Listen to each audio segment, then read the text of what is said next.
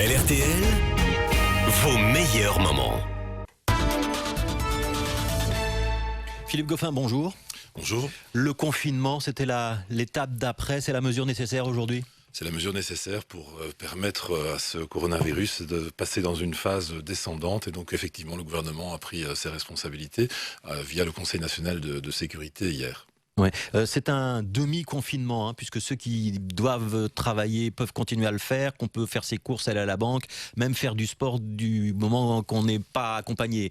Ça veut dire qu'on n'a pas voulu non plus mettre complètement notre vie sous cloche et traumatiser un peu la population avec des mesures martiales. On sait que les mesures sont difficiles, on va demander énormément de patience, de courage de la part de nos concitoyens. Nous sommes tous ici concernés par cette problématique et donc c'est vraiment un grand élan de solidarité que nous demandons avec des mesures qui ne sont évidemment pas agréables à vivre. On est bien conscient de cette difficulté-là, mais le moment l'imposait et le gouvernement, via la Première ministre, a pris ses responsabilités. Alors, vous êtes ministre des Affaires étrangères. Les voyages à l'étranger non essentiels sont interdits. C'est la formulation qui a été employée hier par la Première ministre Sophie Wilmès. C'est quoi un voyage non essentiel ? Mais clairement, ça vaut comme à l'intérieur du pays. On invite vraiment nos ressortissants, nos Belges, pour le moment, à rester chez eux avec les éléments de sortie qui ont été indiqués pour faire des courses alimentaires notamment, pour s'aérer parce que la période va être difficile, on le sait. Et donc ça vaut évidemment pour l'étranger aussi. Quand on voit les difficultés dans certains cas de faire revenir certains de nos ressortissants, eh bien, il est tout à fait logique et cohérent de dire que les voyages non essentiels sont totalement interdits pour le moment. Un voyage essentiel, c'est par exemple j'ai un proche qui est en fin de vie, je peux aller le voir ? Voilà, c'est ça. Si vous avez malheureusement un proche qui est en fin de vie, eh bien, on peut comprendre tout à fait que la présence soit nécessaire, soit utile. Donc là, on peut parler d'un voyage essentiel. Le reste, on déconseille, donc on dit les voyages non essentiels. Les travailleurs transfrontaliers, parce que ça concerne quand même beaucoup de Belges, beaucoup de Wallons notamment, qui vont travailler au Luxembourg, en France, aux Pays-Bas. Ils peuvent continuer à franchir la frontière pour aller travailler ou pas ? On l'a aussi vu, les pays voisins prennent des mesures assez similaires aux nôtres et donc là aussi on encourage le télétravail. Donc on est dans des mesures comme les nôtres, donc le télétravail est vraiment totalement encouragé. Il se peut que certains travaux à l'extérieur notamment où la capacité d'être isolé des autres peut continuer. Je pense par exemple, pour donner un exemple concret, aux travaux agricoles par exemple. On peut avoir des transfrontaliers qui sont dans ce cadre-là, dans ce cas-là, si les distances sont bien respectées, on peut effectivement toujours aller travailler de l'autre côté de la frontière. Mais comme chez nous, je constate que nos amis luxembourgeois, nos amis français prennent les mêmes mesures de confinement, ou en tout cas de veiller à ce que le télétravail soit largement privilégié. Ouais, non, mais je travaille dans le secteur banque-assurance au Luxembourg. A priori, la consigne, c'est plutôt de rester chez moi et d'être dans le télétravail. Bien sûr. Ouais. Il faudra se munir d'un document si on veut franchir la frontière. Comment ça va se passer ? Il y aura des contrôles, il n'y aura pas de contrôle ? Nos policiers donc vont veiller à ce que les règles soient respectées. On va entrer dans une phase où je pense que, et on le voit déjà aujourd'hui en arrivant à votre studio ce matin à Bel RTL depuis Bruxelles. Bruxelles est effectivement très très calme, donc les règles sont déjà appliquées spontanément par les entreprises, spontanément par les citoyens. Donc on se rend compte qu'il y a une conscience collective qui est très forte, une solidarité qui est très forte aussi, et la volonté et de se protéger et de protéger son entourage, sa famille, mais également ses amis. Et donc c'est un élément très très positif que je retire dès à présent. Mais il n'y a pas de document comme on a pu le faire en France, où il faut remplir un document, une attestation sur l'honneur, où on précise pourquoi on se déplace. Ça, c'est pas à l'ordre du jour pour l'instant en Belgique. Je prends des exemples très concrets. Dans mon cabinet à Bruxelles, ici, l'une ou l'autre personne qui doit venir travailler, je vais faire une déclaration sur l'honneur disant qu'elle est invitée à venir travailler parce qu'il y a encore des services qui doivent évidemment rester actifs. Et donc c'est une simple question de bon sens. Ouais. Les aéroports, ils tombent déjà au ralenti. L'Union européenne a aussi décidé de fermer ses frontières extérieures. C'est valable pour l'Union européenne et aussi pour l'espace Schengen. Ça veut dire qu'on va renforcer les contrôles à l'aéroport, au terminal Eurostar par exemple. Qu'est-ce qu'on fait des personnes Donc les Européens, ils peuvent continuer à rentrer dans l'Union européenne, mais ceux qui viennent d'un autre continent, théoriquement, on fait quoi ? On les refoule ?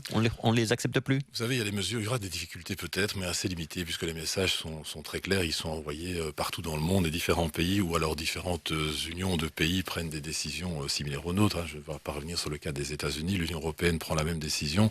Et donc, mécaniquement, il n'y a plus de vols qui passeront chez nous. Donc, ça va peut-être se mettre en place dans un jour ou deux, le temps que certaines compagnies annulent. Mais de manière très concrète et opérationnelle, les compagnies annulent dès à présent leurs vols pour venir sur le territoire européen, puisqu'on leur dit qu'elles ne pourront de toute façon pas venir. Alors, on est évidemment face à une autre difficulté, c'est que des ressortissants européens peuvent, eux, rentrer. Ouais. Et donc, le message est assez clair. Si vous avez quelqu'un qui est de l'Union européenne qui souhaite rentrer dans un aéroport belge, ce sera toujours possible. Pour autant qu'il y ait des avions. Pour autant qu'il y ait des avions. Ouais. La situation n'est pas simple là non plus, évidemment. Les ressortissants qui ne sont pas européens ne pourront pas rentrer ici pendant 30 jours. Alors justement, je sais que vous êtes très sollicité là-dessus. Il y a de très nombreux Belges qui sont à l'étranger, soit parce qu'ils y vivaient, soit parce qu'ils étaient en voyage d'affaires, soit parce qu'ils étaient pour des loisirs. Vous avez d'abord une estimation du nombre de personnes qui aujourd'hui demanderaient à être rapatriées ? C'est très difficile à dire parce que c'est pays par pays. Donc nous avons un site où les Belges qui sont à l'étranger peuvent s'inscrire, c'est Travelers Online. Et donc par rapport à ça, ils peuvent signaler leur présence dans tel ou tel pays. Donc le site Travelers Online, on peut aussi le trouver un lien depuis le site des Affaires étrangères. Exactement, c'est un bon moyen de signaler sa présence à l'étranger. Je me répète, quand on voyage et qu'on quitte le territoire belge, on n'est pas obligé de s'inscrire sur ce site. Pour nous, c'est évidemment une façon plus simple d'avoir un contact et surtout pour nos ressortissants de signaler leur présence dans tel ou tel point du monde. Ouais. On prend en charge ce rapatriement ou c'est la personne qui demande à être rapatriée qui doit payer ?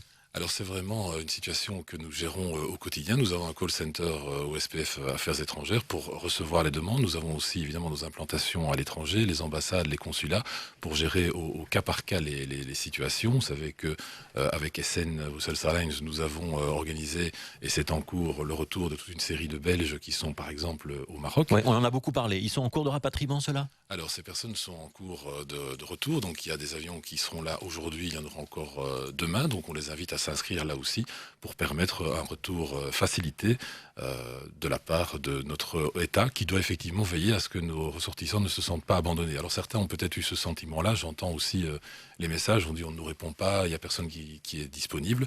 Ce n'est pas vrai, ça demande évidemment beaucoup d'énergie. Vous savez que notre propre personnel lui aussi est impacté par les mesures, la difficulté de cette crise. Donc il y a du télétravail aussi chez vous ? Bien sûr, mais et avec des gens très mobilisés, très motivés, des gens sont spontanément venus travailler au centre, au call center pour être disponibles pour nos ressortissants à l'étranger, mais il faut comprendre aussi que, je l'ai constaté, je suis allé tous les jours dans le call center pour me rendre compte de la situation, ça n'arrête pas de sonner, donc il faut être très conscient de cet aspect-là, et nous avons des agents qui sont vraiment disponibles. Je le disais tout à l'heure, il y a un élément de solidarité qui est bien présent, il y a une conscience collective qui est bien présente également, notre Première ministre Sophie Willimès le disait encore hier, et par exemple au SPF Affaires étrangères, je constate ça de manière très concrète. Ouais. Je voudrais vous interroger sur l'autre département dont vous êtes le ministre, c'est celui de la Défense. Est-ce qu'on a déjà connaissance de cas de coronavirus dans les forces armées ? Est-ce qu'on a aussi des consignes qui sont celles générales pour la population civile qui s'appliquent aux forces armées ? Les consignes, évidemment, valent pour l'ensemble des services, la Défense y compris. Donc c'est-à-dire distanciation sociale aussi ? Dans la mesure du possible, en distanciation ouais, quand sociale, on se met en rang, on met 1m50. On met 1m50. J'étais encore en réunion avant-hier avec le Tchod pour faire le point de la situation au sein de donc la le Tchod, Défense. C'est le commandement supérieur des forces armées. Exactement, donc c'est notre réunion hebdomadaire pour faire le point et toutes les mesures que nous avons prises évidemment s'appliquent au sein de la Défense. Ouais, et vous n'avez pas connaissance de cas ou de nombreux cas qui seraient dramatiques à la Défense ? Non, pas à ma connaissance. Ouais. Si les hôpitaux civils venaient être saturés, est-ce que la composante médicale de la Défense pourrait venir en renfort ?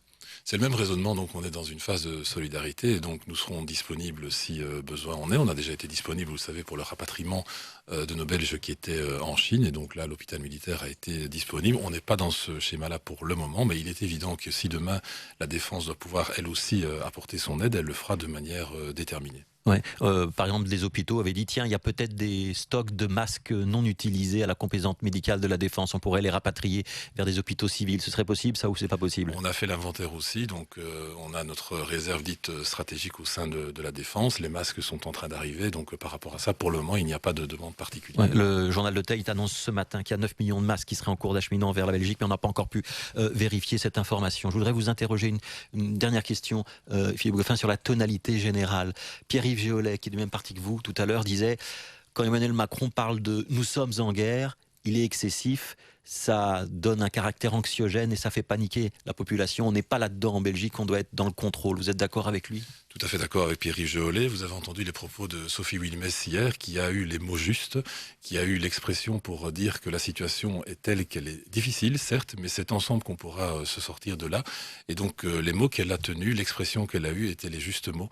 Nous ne sommes pas en guerre, nous sommes dans un moment où la solidarité nationale va jouer, où nous allons effectivement arriver à gagner ce combat, parce que c'est une difficulté réelle. Je pense à tous nos acteurs de terrain, aux acteurs de la médecine, des soins qui sont en première ligne. C'est tous ensemble que nous allons y arriver. Ouais. Il y a les pouvoirs spéciaux qui vont donc être désormais accordés au gouvernement fédéral. C'est un passage nécessaire. Ça veut dire qu'on doit mettre notre vie démocratique et notre vie parlementaire entre parenthèses pendant 3 mois, peut-être 6 mois. C'était utile ? C'est un temps particulier, mais il y a des décisions qui doivent être prises de manière rapide, déterminée et ferme. Et donc, parfois, le temps du départ parlementaire n'est pas celui du temps de la vie. Il reviendra Et après. donc, ce temps, évidemment que ce temps reviendra, évidemment. Philippe Goffin, merci.